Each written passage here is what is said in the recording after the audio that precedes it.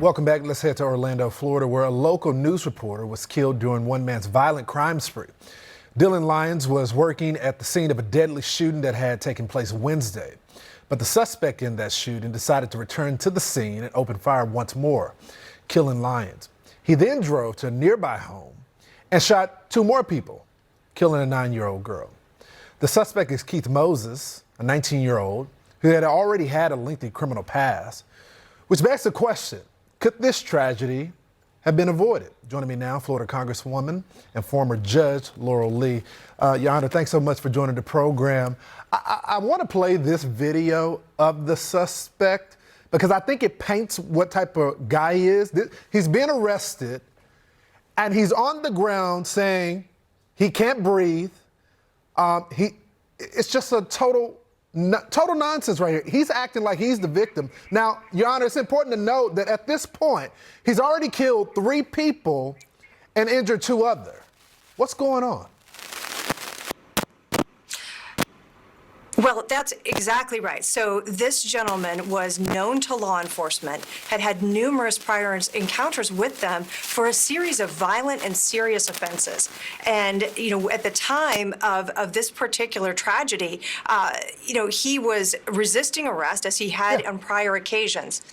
So it is very important to understand what a dangerous situation this is for our men and women of law enforcement when they're trying to take a suspect like this into custody. They fight this epic battle every day in an attempt to make sure that they're keeping our streets safe and preventing any further injury or loss of life. But Judge, how does this guy end up back on the street? You're so right. Law enforcement have to deal with these guys pretending like they were actually injured. We have actual cases where our justice system doesn't do their job, but these guys, these are the good guys with the guns showing up to the scene to take him into custody. And he's putting on this fest, this theatrical fest. But the question is, how is he back on the street? I can't see a judge like you letting him out. Well, it comes down to 2 things. First of all, we need prosecutors who are doing their jobs, prosecutors who are going to prosecute criminals.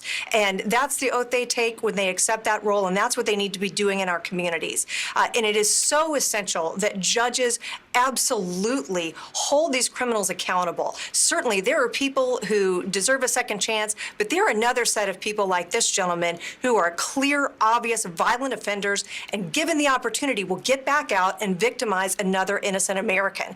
They do not belong on the streets. They do not belong out. They belong behind bars and should not be getting bail and putting our communities back at risk.